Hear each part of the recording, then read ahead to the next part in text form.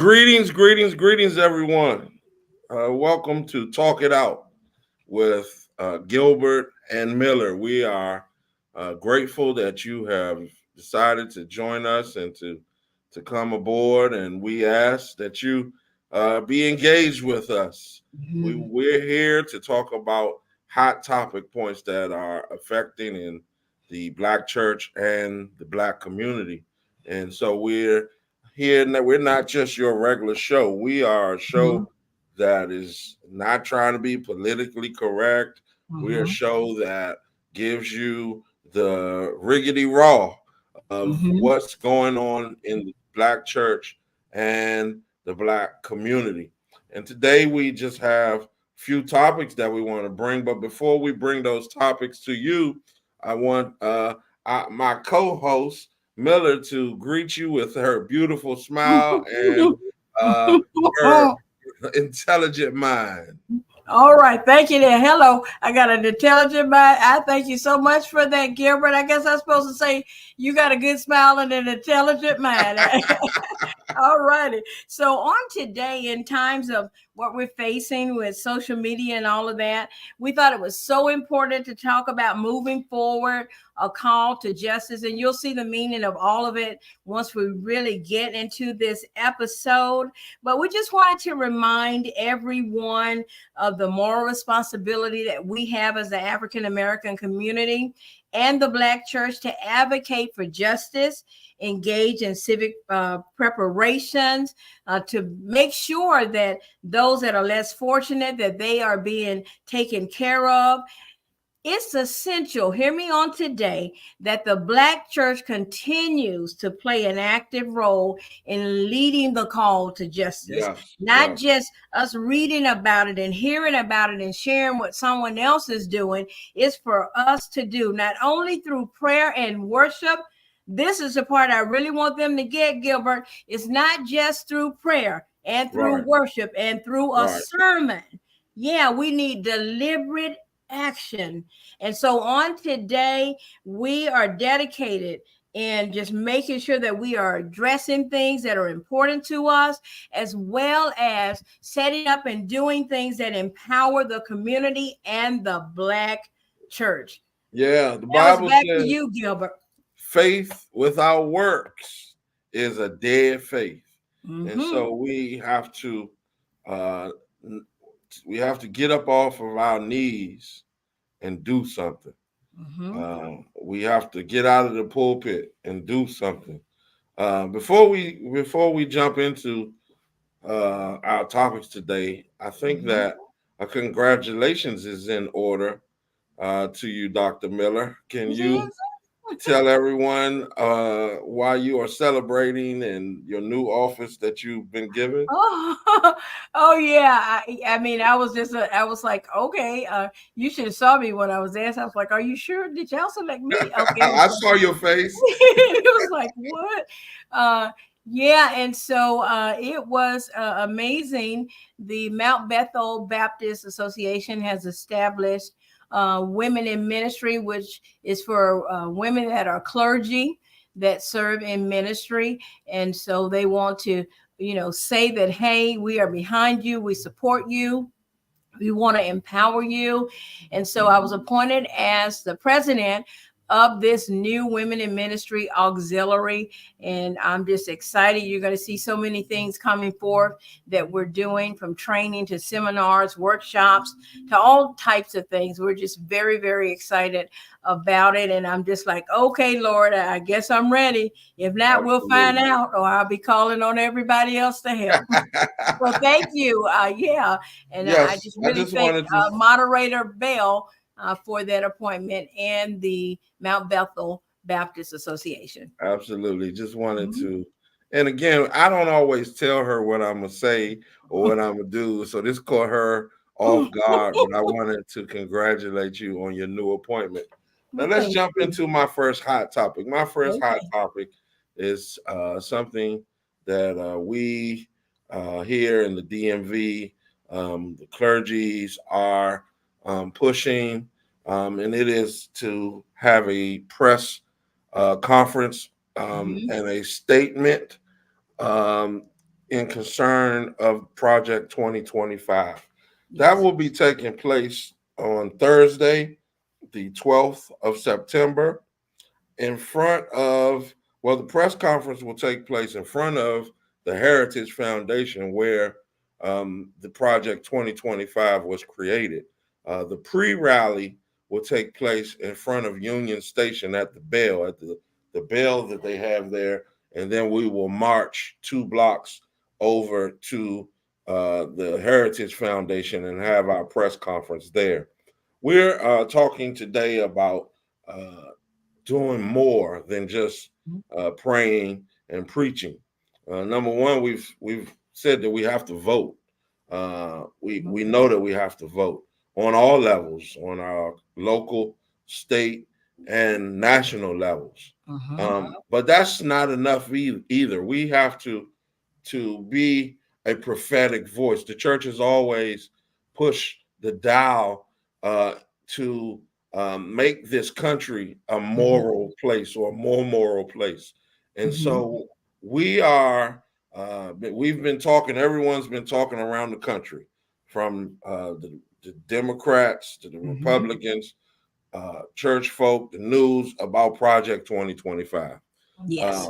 But we have now created a theological document that we have in response to what Project 2025 is, and what we really think it is America going back to Jim Crow, America worshiping not the God that we serve and the salvation through Jesus Christ, but through the worship of a whiteness, through the worship of power, through the worship of money. And so we have created, and we're going to talk about 8 pillars that we respond to Project 2025, and we have summaries that we want to present in the spirit of Martin Luther, who put the 95 Theses on the door of the Catholic Church. And so we're dealing with the pillars. There are 8 pillars: economics, social policies, environmental policies, education, healthcare, foreign policy, civil liberties, and cultural and social values. Let me say that again.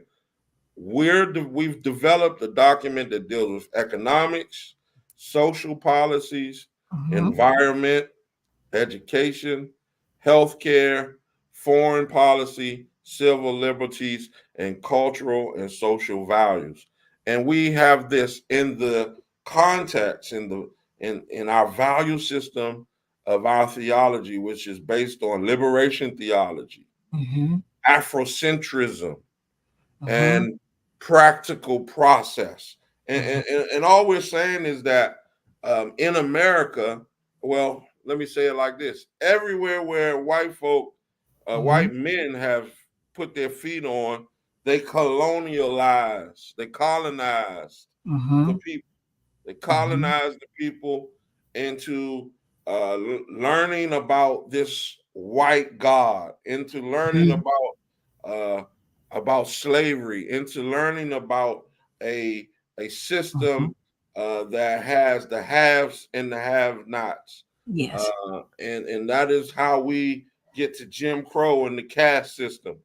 And so what we believe that we have to create a different mindset, a different theology, teach about a different theology that goes against that, and it's a liberation to the people. Um, and so, if you hear my excitement, I'm excited. It's a good Yeah. time to be a Christian. I We know. we can do some things that no one else is doing right now, and Yes. we're hoping that our document, that this press conference, wakes the world. We're hoping that it wakes Christians all across the world. We want this document of response to Project 2025 to be adopted in the different denominations, in the National Baptist, in the Progressive Mhm. National, in the AME, in the CME, and even in the Catholic Church. We Mhm. want this document to be a document that people can go by and see the true authenticity Mhm. of Jesus Christ. Of Jesus Christ. Yes.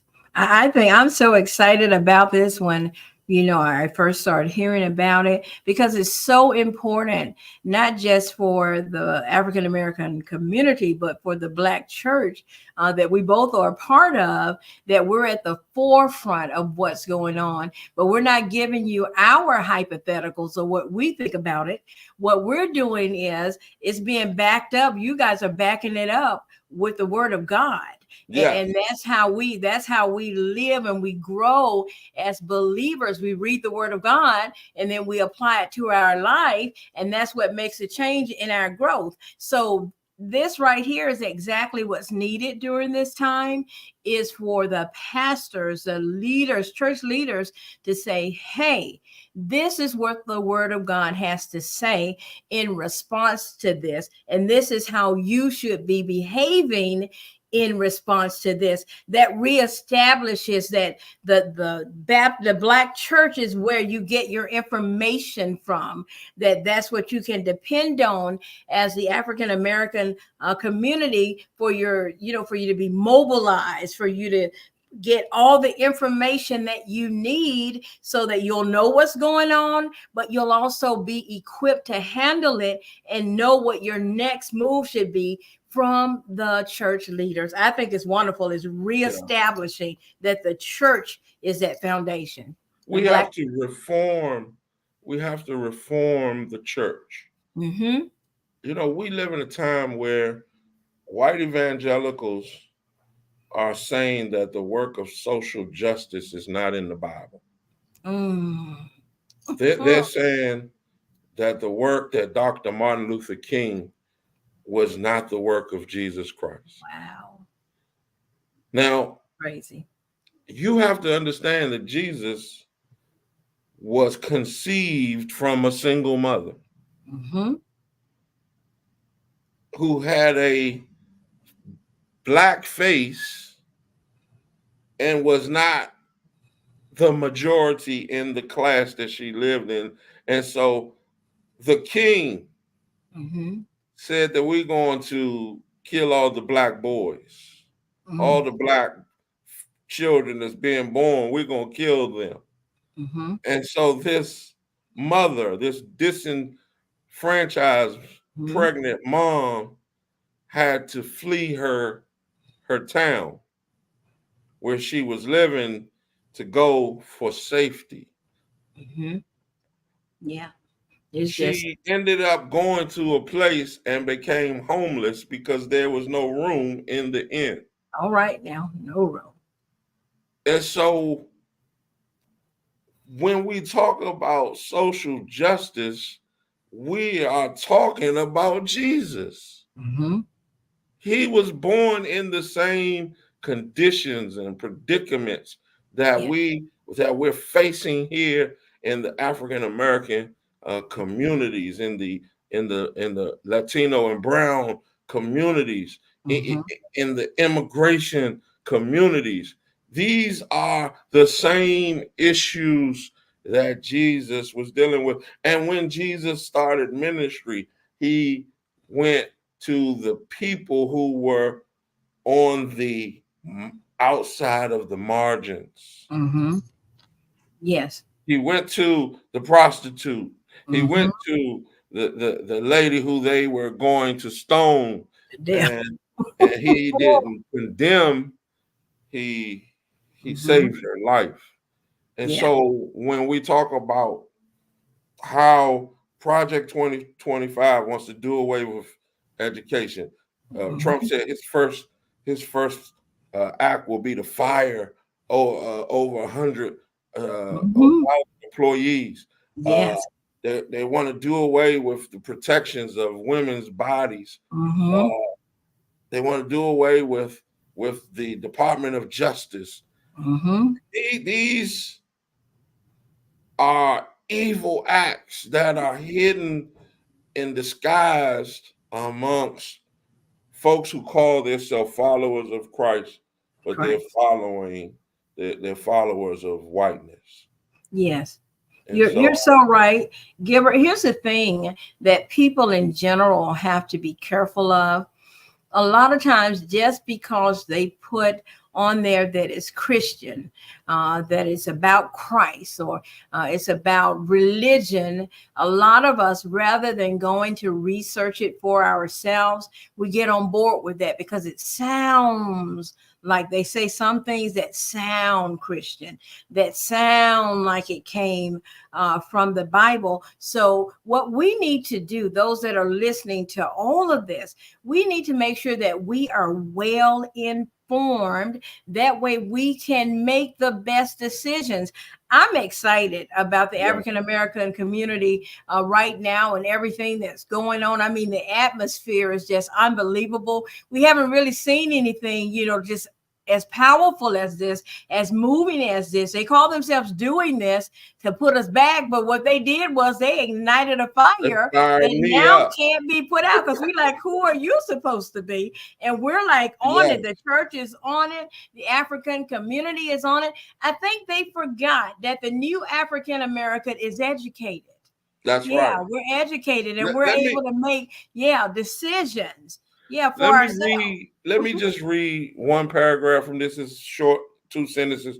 We the Church of the Lord Jesus Christ, in order to move toward a more perfect Mm, union, establish justice, ensure domestic tranquility, provide for equal protection for all citizens, mm, promote the general welfare, and secure the blessings of God to ourselves and posterity, do ordain and establish this theological response to the scourge of Project 2025.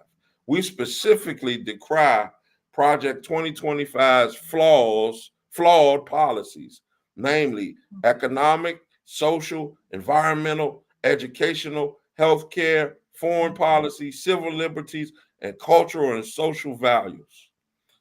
I'm just gonna give y'all that little bit. And you talking about they forgot that we were smart. We they are on the forgot. ball with this. Yeah, We are that's on the what they ball and forgot. can't wait to do some good trouble, to make Good some good trouble. trouble. Mhm. To The thing is, they've forgotten that, just because as pastors and as clergy, we serve in many capacities. We don't have just one thing right, that we do. In the past, if you were a pastor, you were just a pastor. right. Well, now you're bivocational. A lot of pastors are. So you're the pastor and you might be an attorney. That's You right. you know you're That's the right. you're the pastor and you may be an educator teaching in the classroom. So they are assuming that, okay, everything that happened in the past, we can do that again. They'll sit by, they'll complain, but they really won't be able to do anything about it. Well, guess what? We can, That's and right. we know the things that we can do, and we are ready to get them done. The So issue is, Gilbert, is that they keep trying to make it seem like we don't know what to do when we know yes, exactly what to do. yes, yes. September the 12th, Mm-hmm. Thursday, this Thursday at Union Station, right in front of Union Station, Mm-hmm. 9 a.m. You don't want to miss this. A lot of folk wish they were at the March on Washington. A lot of Mm-hmm. folk wish they were at some of the historic things that have taken place in our time, and they don't have the history of being there. And really, when you look at what our reasons are, oh, I got to go to work. Take off. You take off for Mm-hmm. everything else. Everything else. My leg hurt. Oh, your Mm-hmm. leg wasn't hurting at the party last week. Mm-mm. So Mm-mm. just make your time to be there from 9 to about noon. Mm-hmm. Uh, Even if you take half a day, be Yes. there on Thursday morning, September the 12th. Wow. Next topic. Wow. Well, just at the end of that, this is going to be life changing. I'm Yes, telling you, momentous. It will go down in the history books. You better be there. I'm telling you, it's going to be. Every news channel will be trying to cover this. everything. If you wind up on Good Morning America, you better have Miller there, Gilbert. Ain't playing with you. That's I'm gonna right. be on That's Good right. Morning America, and That's I right. want to say, oh, Gilbert and Miller, we had already talked it out. Listen, the picture behind me, that's the same place Donald Trump held the Bible Upside down. upside down. And the next morning, the preachers came out to speak Mm, against Donald Trump. And when I wow. tell you, I had every media calling us for an interview. And so you don't want to miss this. I believe it's going to be exciting. I believe Hmm. that it is God led It and is. the spirit is all in it. Uh, Yeah. I wanted to bring up as our next Mhm. topic the shooting that took place in Georgia with the young man, his father, Colin Gray, Mhm. gave bought his son Colt Gray a AR rifle for Christmas, even though Colt had been questioned by the police 7 months earlier before Christmas about online threats that he was making that he was going to commit a school shooting. So he was Mm. putting on line that I'm one day I'm going to do a school shooting. I'm gonna kill some folks at my school. Mm. The the police did their job, caught Mhm. it. They went to the house, talked to the dad, talked to the son about what he put online. But then 6 months later, the father buys him a machine gun. Mm. And so he did exactly what he said he was going to do. He goes to the school, 14 years old. Now, what father buys their son, a 14-year-old son, a machine gun? Now, I'm a city boy. You a country girl. So maybe I'm wrong about this. I don't know. I don't You know are. how they do it in the country. Yeah, you are. That's what I was going to tell you. It Okay. starts at a very young age. You learning how to shoot rifles and guns like that. It's really a part of the lifestyle there because you hunt Okay. and those kind of things. And so as a little girl, I can remember going and my dad would put up the cans, and, and the rifle, and you would shoot them down. Mm-hmm. So then they would go hunting for deer, those different things during hunting season. So it's actually like a part of life as you're growing up there in the South. And it's a thing of like almost like a badge of honor when you get your own rifle that you can shoot. But most people aren't planning to kill people So, when they get one. so I imagine every family has a child that we look at Hmm. and say, "Oh, that boy can't get right," or "That boy Hmm. is something different." So even if that is the culture, Hmm. if this boy Colt was Hmm. putting on social media or wherever that he was gonna kill folks at his school, the daddy should have had enough sense Hmm. not to give him the gun to do that. Yeah. Um, and so the issue now is something that I don't know if the America has dealt with. He's 14 years old. Hmm. They are charging him as a man. Now, normally, what I remember, if that happens, it would always be somebody black Hmm. that was being charged as a man. I Hmm. don't recall, and I'm not saying I'm the history buff, but Hmm. it's interesting to me that they're charging Colt as 14 as an adult. The other thing that they are charging his dad, Colin Gray, Hmm. uh, they're charging him for with as manslaughter, saying that Hmm. because he knew that this was in the mind of his son, and um, the police had been out to the house Hmm. to talk about this, and he's still boarded. Now he's being charged as if he committed the crime as well. And so, um, my question to Mhm. you and to our Mhm. audience: how do you feel about a father being charged or a parent being charged for the crime that their children commits? I don't know how I feel. I know that I don't want to go to jail for something that my Mhm. children do, but Mhm. I'm going to also um, tell my children right from wrong and try Mhm. to stir them in the right direction.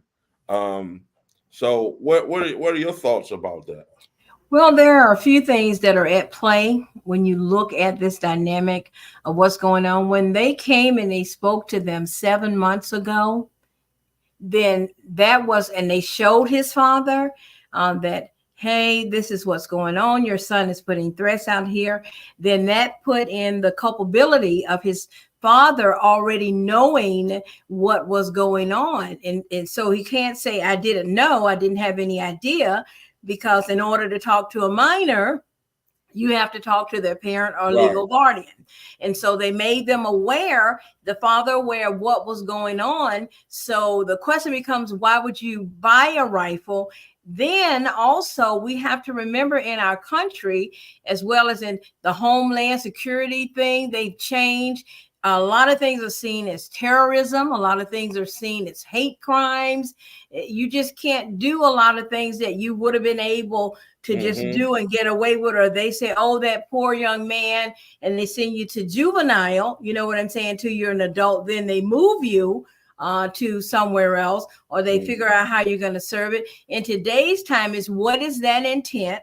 They're figuring that if your mind is that progressed and advanced, where you can think about killing, doing mass killings, that they have to confine you. I think there's a lot of things that play, as what is going on with his mental psyche, what's going on with the dad's mental psyche. Is it more than just the son not being, right in this area of something's going on mentally? Was there something going on mentally with the father too that should have been addressed? Because none of this adds up. Why would you buy a gun for a son that they came to your house 7 months before and said to you, he's talking about killing people at school and mass shootings? So Yeah. it doesn't make sense. And I wonder, and I don't know if you know, and I'm not Hmm. expecting you to know, but I wonder, Hmm. like, what type of, we all kind of can know that he's going to be found guilty, right? Yes. If Yeah. not guilty, he may could plead insanity. Hmm. Um, but if he's found guilty, how does a 14-year-old, how does that look in the prison? Do they treat him the same, or is there a special adolescence place for prisoners? I don't know, and if anyone in that's viewing, Hmm. please, if you know, but that seems to me um, to be insensitive, because I'm always trying to come from a place of redemption, Hmm. Yes. and notice I said trying. Hmm. Um, I do feel sorry and have empathy for the victim's family, uh, Yes, 100%. but I just wonder. I wonder just how that Mhm. looks for a 14-year-old in jail. That's On going to be hard. That's going to be hard, because if they try him as an adult and they put him into the regular adult population, oh mhm, my goodness, in a maximum security right, place, I mean, really, that's going to be a lot. We know there's yeah, all types of brutality that occur, and right, all kind of things that go on realistically in those places. And for a child, I couldn't imagine my grandson, having to go to a maximum security yeah, place. That would be mind blowing if he did something, in the hurt and the fear that would be in me, just as right, person, because you know once you're in there, I don't think there's anything special that they do Yeah, uh, I in wonder. reference to separating you. I know if you it would be different if he was going in, which you should know something about, on the juvenile side. That's Right. different Yes. versus the adult side. I think Yeah. once they say you're an adult, and somebody please let us know, they treat you like you're an Right. adult. Right. Right. And then the father is being charged with 2 counts of second-degree murder, 4 counts of involuntary manslaughter, and 8 counts of cruelty to children. And I think they did it that way, and they're going to see what counts stick. They may can't get him for murder, second-degree murder, but they Mm-hmm. can get him for involuntary. And so they set it up in a way that he's going to jail regardless, some kind of way too on this. I don't know whether he's going to do the long-term sentence or the short-term, but they put enough charges on here that something's going to stick. Yeah, Um, because we have a responsibility. yeah, You're a parent, I'm a parent. We have responsibility as a parent um, for the things that our children do. We have to instruct them, and then we have to follow up. There's not a child that is, our kids are grown now, but there's not a child that has lived with me that you had stuff was your stuff. If you had a right, computer up in right, here, I right. was constantly checking the computer. Yeah, If you said you were hanging out with people, I knew those people. right. If you were involved in things, and then let the popo or somebody come to Yeah, the house and they saying that you finna do some crazy stuff. Listen here, you on lockdown for the remainder of the time that you man. live with me. I remember when we got a TV in our room. That was like, and it was just a black and white TV, Mm-hmm. but that was like amazing to get a TV in your room. Mm-hmm. Um, you would just play with the GI Joe toys Hello. or something, but you wasn't. If you wanted to watch TV, you had to watch it with your mother and your father. With your mother and Um, your father. and things just were different where they could have Mm-hmm. more control and a hand on you Yeah. than now. You see now 4 or 5 year olds with their own phone Mm-hmm. because the mama don't want the baby daddy to You do. You see call. them with their own phone. That's which is crazy to me.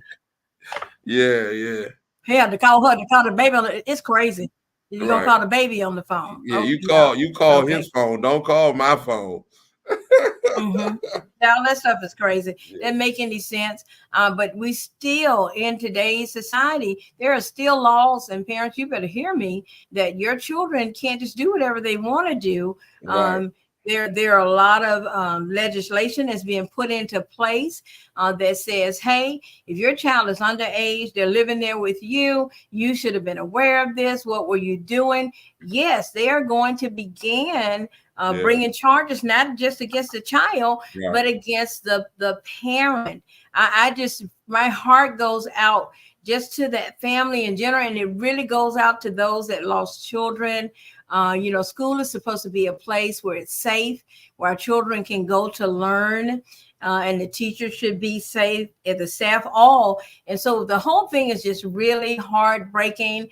But we have to admit, Gilbert, it brings attention to what's really going on in the world around us, and why we can't let things like Project 2025 be put into place. We already have a lot of bad things going on, and we That's don't need right. to exacerbate it with things going on that's going to make things even crazier.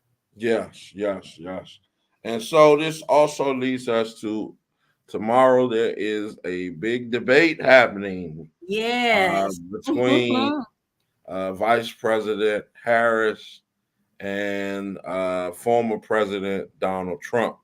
Mm-hmm. And this will be, I think, uh, one of the biggest debates that we'll ever have in history, as far as viewership. I Mm-hmm. believe one of the rules of the debate is that nobody will be in the room, so there won't be an audience. Um, but it is Wow. just captivating to have this male chauvinist Mm-hmm. Trump to be now debating um, this this woman leader Mm-hmm. who really has a great shot of being the president, but not just a woman leader, an African American woman leader, not just an African American woman leader, but an African American woman leader who went to a HBCU. Mm-hmm. HU. Thank you. There's so much being just Yeah, really it's just wow. just, and he, of course, is the epitome of everything that's opposite to that. Yes, yes. Money comes from money. Didn't have to work for anything. Didn't have to go to school for anything. Everything was handed to him. He treats people like they're dirt bags, Mm-hmm. and so it's just polarizing to see the extremes getting ready to have a debate. What I am asking you Mm-hmm. is, what should our viewers, and I'm saying viewers meaning the Black church Mm-hmm. and the Black community, because we know Mm-hmm. everybody don't go to church, Mm-hmm. but what should they be listening for from both sides? What should they be listening for Well, from here Trump? is Yes.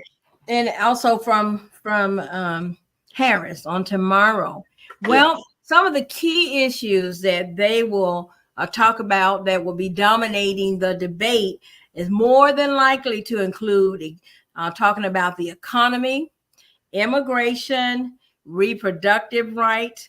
Both candidates, they're going to be aiming to solidify their position on these matters while contrasting their vision of America's future. And we know what his future, what his view of America's future is, because we're going against that now, even though he's saying it's not. Um, Trump, in this, right before this debate is going to happen, this is what's funny, he's taken a more laid back approach. He's focusing on policy sessions with his team rather than actually focusing on whether or not this debate where he will win or lose, because he feels like he's automatically going to win. He's thinking that because she's a woman, she's an African American woman, that she won't be up to it. She won't be up to par, and he'll be able to just by whatever he says wins. That's Wow. mind blowing to me, just for Wow. someone to even have the audacity. On the other hand, a stark contrast to that, Kamala Harris and her whole team, they are preparing for this debate. I mean, they've basically been in lockdown, making sure that they're ready for this, not just because they're going against Trump in this. No, she wants to make sure that she gets to share a clear message with America and what our future is. And that's the type of person that we want in office. So you said that he is downplaying it. Mm-hmm. Do you think that is because of his lack of intellectualism? He would never say that. He's actually portraying it as her lack. Okay. Yeah, Well, and that's why he does. That's why he doesn't have to prepare. he keeps saying how stupid she is and she's Mm-hmm. not bright. But I was wondering, is he saying that because she went to a HBCU and he doesn't want to respect that she went to a HBCU? But I don't know. I'm sort of a conspiracy theorist. But it also goes back to anything Black is not good in his eyes. So she went to a Black school, so she must be uneducated. Mm-hmm. So what are the things that you think that those who are sitting on the fence, those who haven't decided whether they're voting Republican or Democrat, what do you think the things that can pull them to either side? Well, the things that I think that will really pull them in if they pay attention is basic things that are important to us: our education that we have, this world that we live in. What are we going to do to preserve it so that we're able to breathe fresh air and to cut down on some of the things that are really destroying our planet, as well as making sure that those that are less fortunate than us, that they're not displaced, meaning children, especially children. Everyone's heart goes out to children. We need to make sure that we pay attention to what's being said that they're going to do in reference to the food stamp system that they have and assistance that people receive. Some of us, we've never had to be on that, and praise the Lord, but it doesn't mean that it's not necessary. We have children that go to bed hungry in America every single night. So there's no way we can cut out programs that are essential to, really providing an essential of making sure that they eat and that they're safe. There's so many things with him. And then as a woman, come on, women, we have to be on the side of, no offense, Gilbert, and don't take this offensive. How can a man tell me, a woman, what I should be doing with my body? I'm a woman. Okay. He's a man. He doesn't realize all the things that we go through. Like, we don't realize the things that you guys go through. Why don't I? Because I'm not a guy. I'm a girl. Right. And so I'm not going, I won't, as a woman, I won't know what a man goes through, but you can read about what I might go through or what I might experience, but that doesn't make you me. And so as a woman, I would want to 100% have a voice in what would be said in reference to my rights as a woman. Then there's so much being going on with voter suppression. Oh, you better hear me. They're doing everything that they can to disqualify you from being able to vote. She's going to address a lot of that as well. And how her plan, her new way, what is it called? I want to make sure that I'm saying it. New Way Forward. That's the platform that she addresses what we're going to do. So we won't keep encountering, as an African-American society, all of these drawbacks and setbacks. People of color, drawbacks, setbacks. Those that are in less fortunate situations than we are, that we won't keep experiencing all this with voting and all of those things. So I just feel once she speaks and you hear her in just a stark contrast to him, there's no decision to be made. Believe me, he can get out there. Don't take but a little bit. It doesn't matter if people won't be in the room. I think that's going to make him act even crazier with him, and because he'll feel then like he can just say whatever because it's just them and the people that are doing it, the moderators of it. Let me say this, because you struck a nerve with me when you brought up abortion.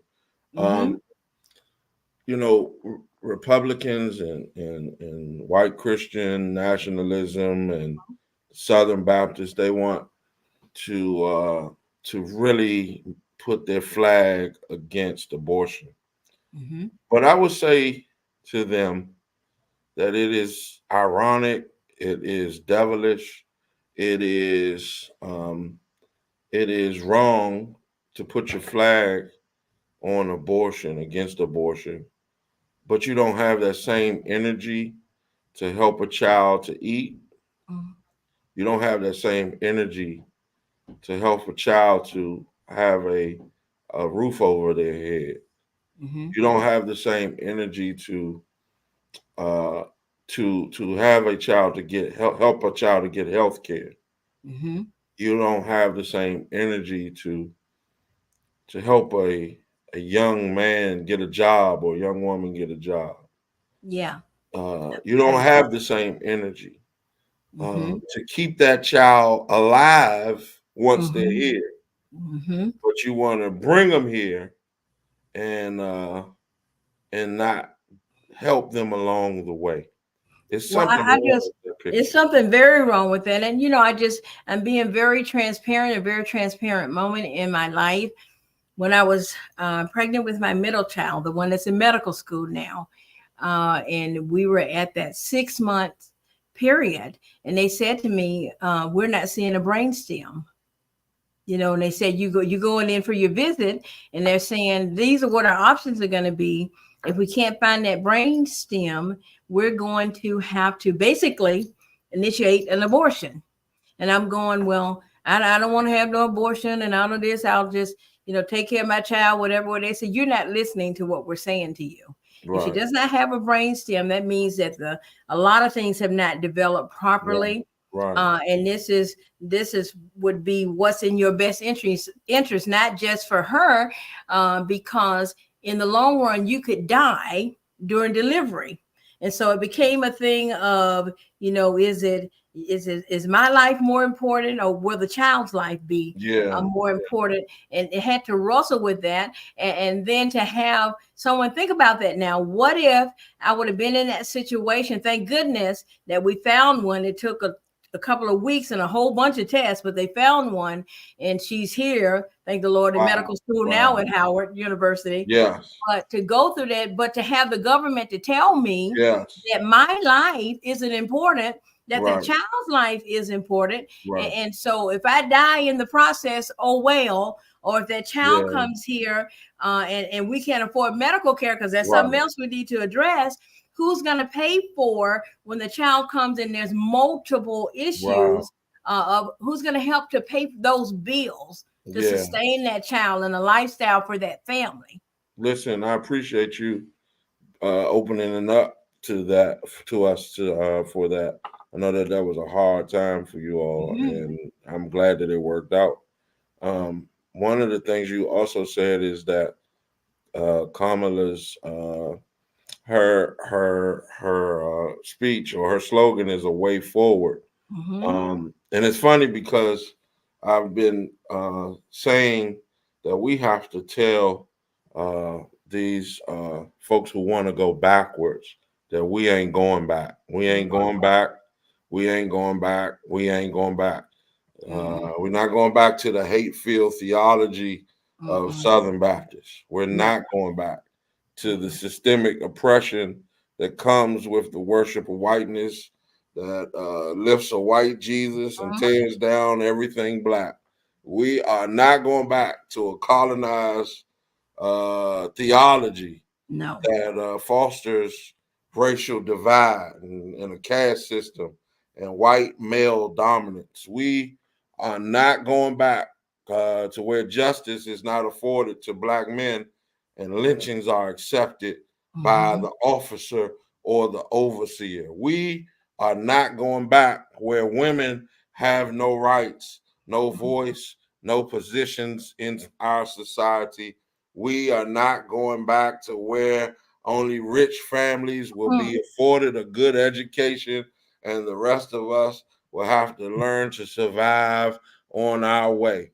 Mm-hmm. We ain't going back. Yes. You're looking at Nat Turner. You're looking Mm-hmm. at Malcolm X. You're Hello. looking at Martin Luther King. You Mm-hmm. are looking at Stokely Carmichael.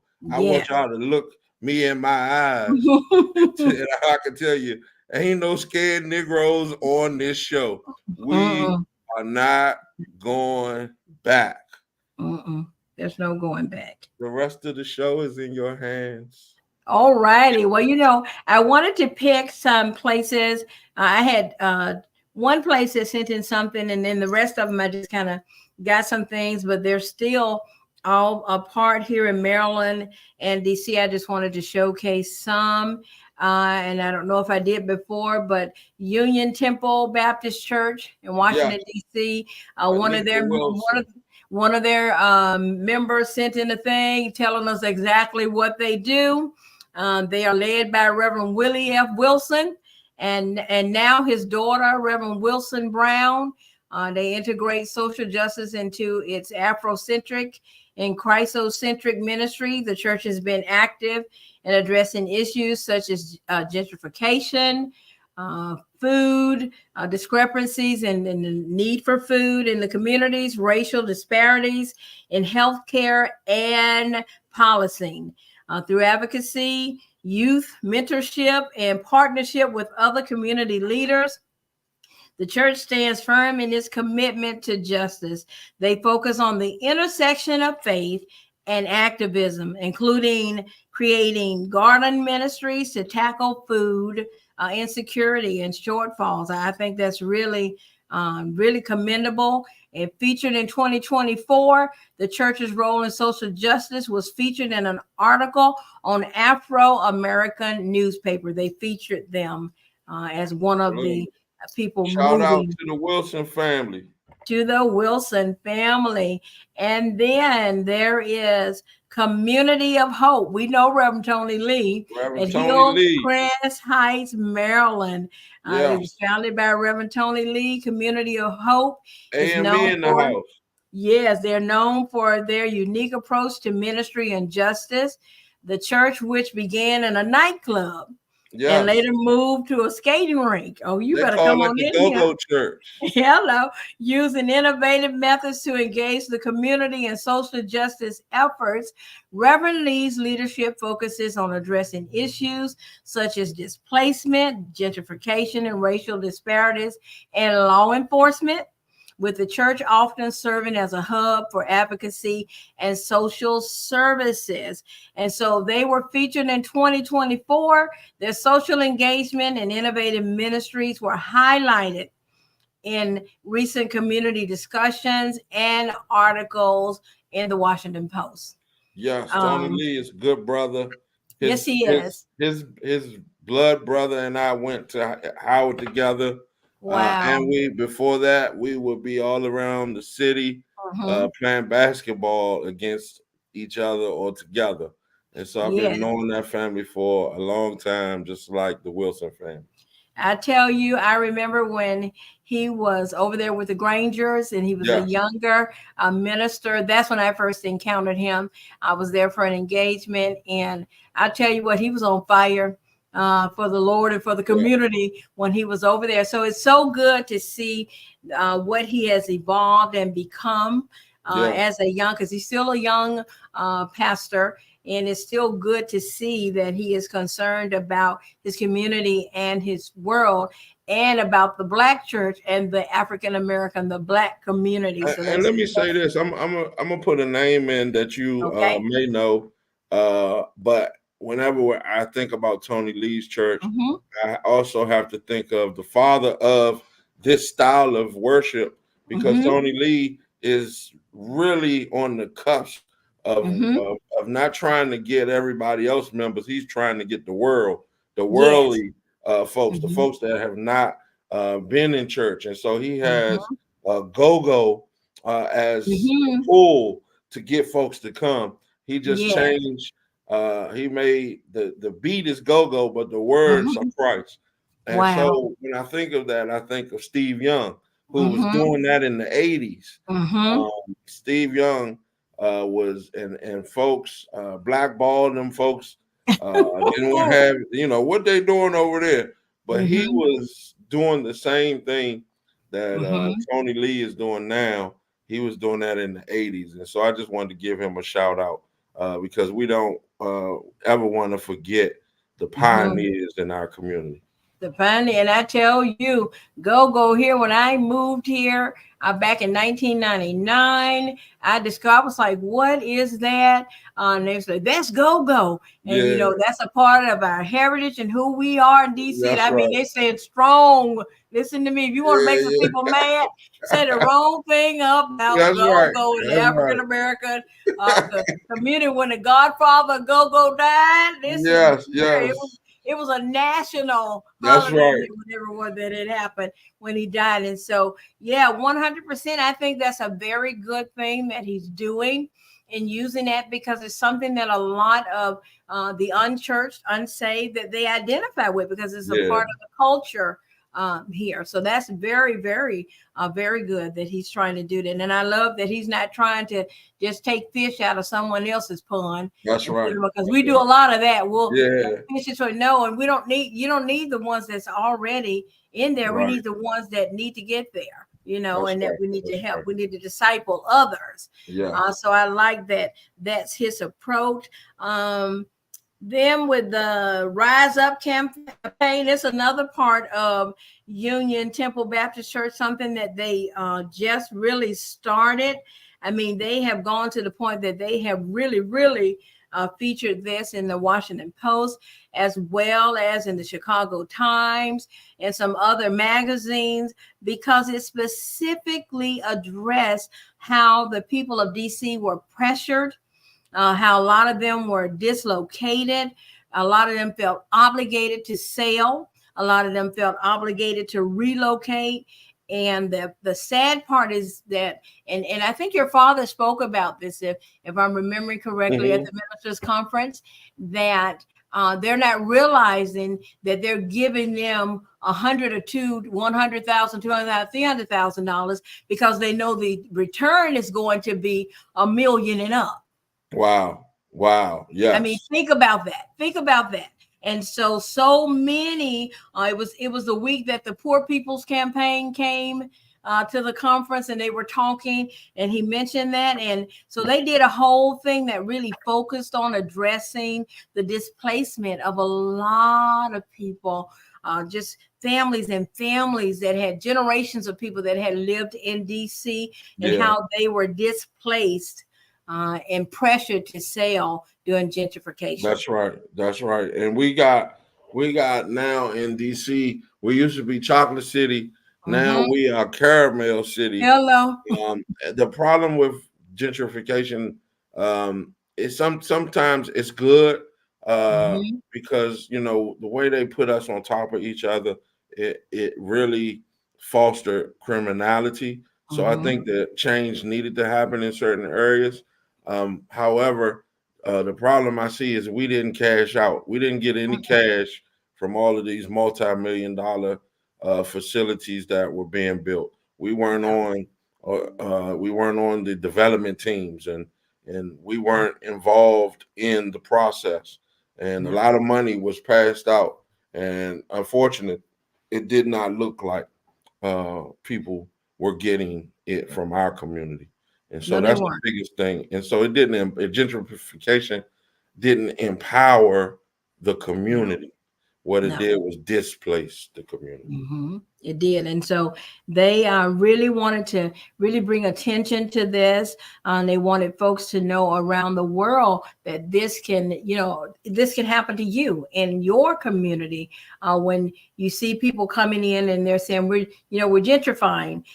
It's a good word, sounds good, doesn't it? We're going to do a change, and you're thinking, yes, this is going to be great. Right. We're going to have us some stores over here. We'll be able to have a Whole Food in our neighborhood too.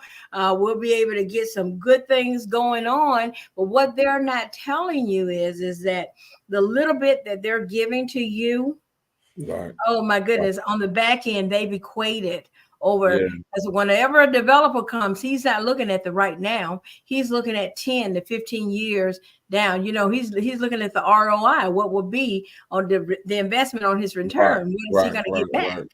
And so that's what he's looking at. But And even things like the vending or mm-hmm, we could get contracts for that.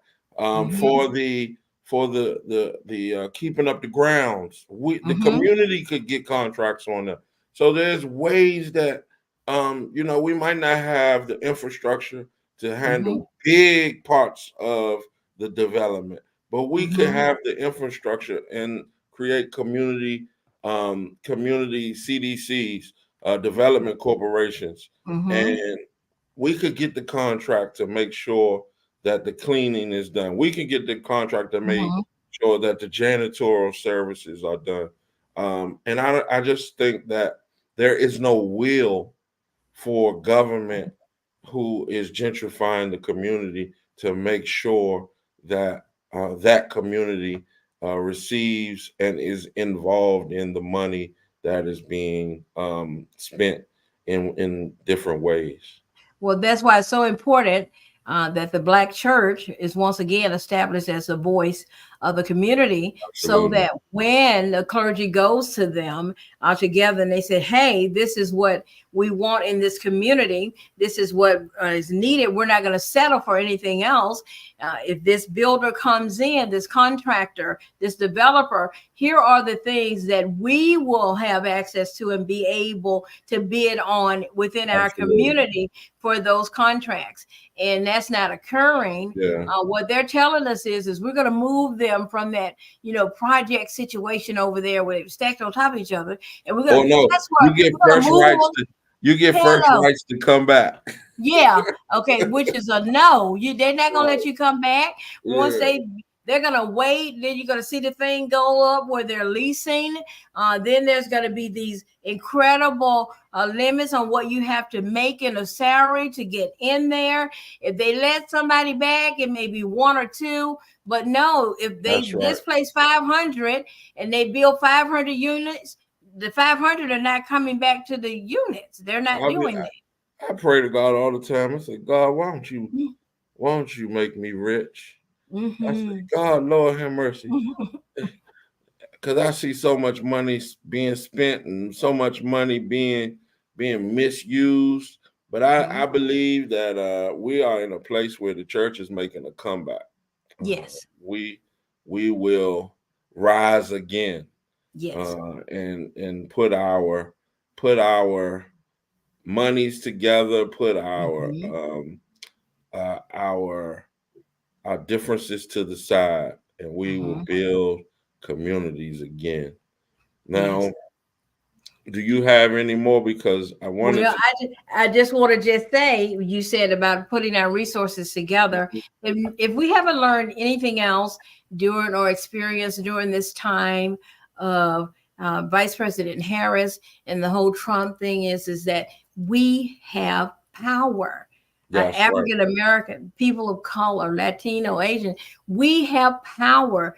We have to remember that just because something looks like, this is the premise of faith, just because it looks like something that you can't see, it doesn't mean that it's not possible. And let me say, Black folk, I'm going to get close to the screen. Protect your credit. Because you might not have the cash, but if you got good credit, if you have good credit, you can purchase and you can invest. There is, right now, somebody is looking at a house on your church's street. And the church may not be in the position to purchase it. But you and a couple of your members at your church could get together and say, let's get our credit together and purchase this. And we'll purchase it and the church can rent from us. Or we can purchase it and put some housing on and develop a center or listen, get your credit together. They don't teach us how to do this in school. Your children aren't learning about what credit power is. But we have to teach them. Yes, we do. We have to teach them not to miss bills, not to pay that car note on time. Pay your rent on time. Pay that credit card bill on time. Matter of fact, you need to learn how to work credit cards. You learn all of that. And then if you have messed up your stuff, we live in I love an economy of second chances. Get yourself, I would suggest going through your bank or your credit union where they can set you up with programs where you can begin to reestablish your credit. You can do that. A lot of our young people that are listening and following us, just because you've had a bad thing that happened, that doesn't mean that there are not laws and things in place that can help you get back to a good place with your credit. That's right. I mean, it is so sad to say Trump has, oh my goodness, he has capitalized on using our economy of filing bankruptcy and all those kind of things and still remaining rich in America. So I just wanted to throw that in because, you always saying something that excites my spirit.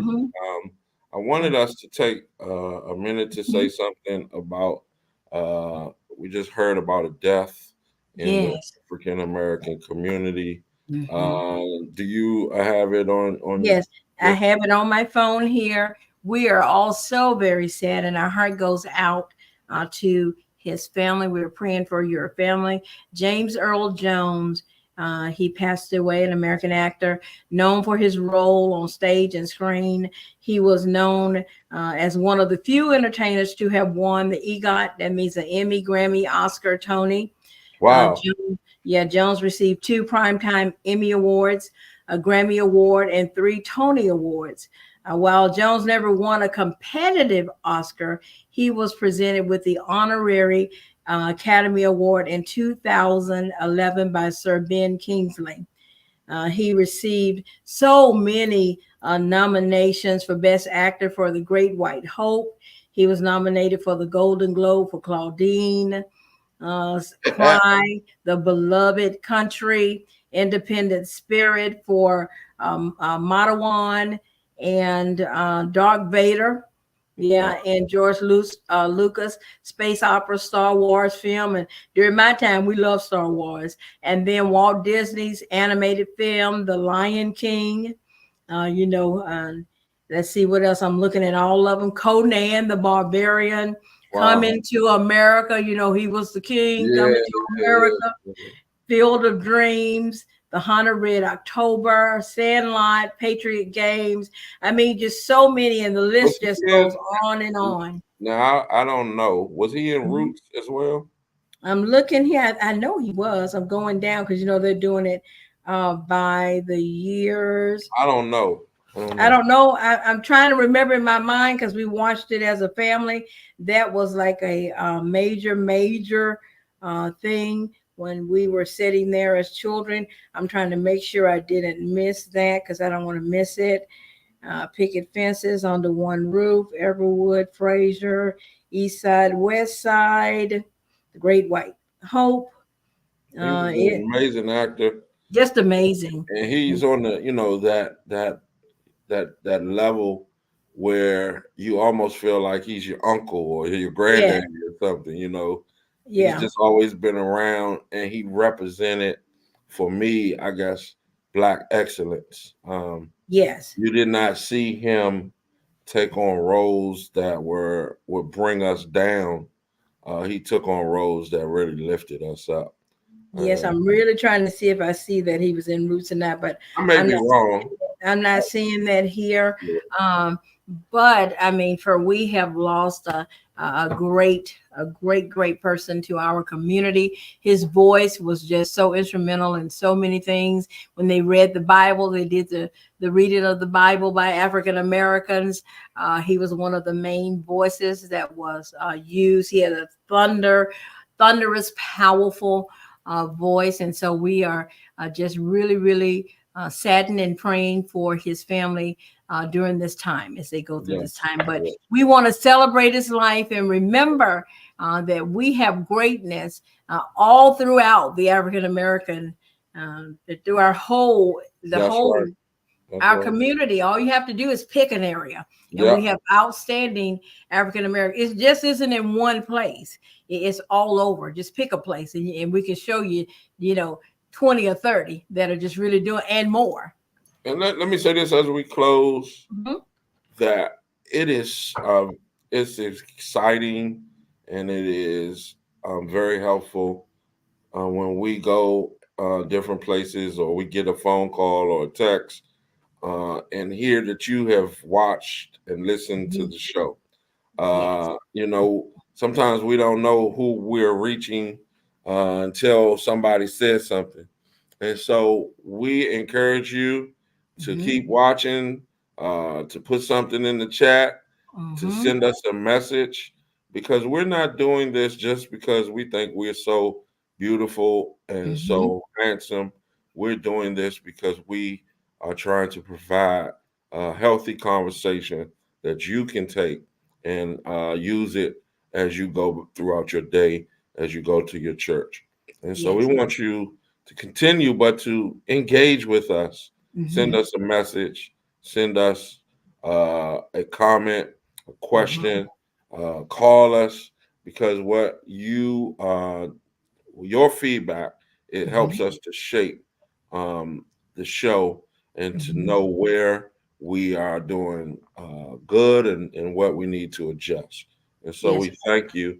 I'll give you the last word, Miller. Well, I just want to make sure next week what we'll begin to do, we learn as we're going along, we're learning new things as well. And we'll make sure that the link that we supply that you can see on our social platforms where you can see us live, we'll make sure that we put the link that allows you to do the comments and to do the questions. And so as we're going, we've learned that we can do that now. I was just sent a message back from them telling me we could do that.